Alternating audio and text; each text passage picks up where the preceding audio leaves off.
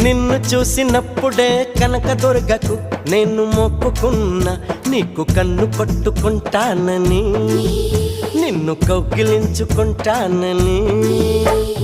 నిన్ను కొలిసినప్పుడే సాయిబాబాకు నేను మొక్కుకున్నా, నీతో సంధి చేసుకుంటానని, నీతో సందులోకి వస్తానని.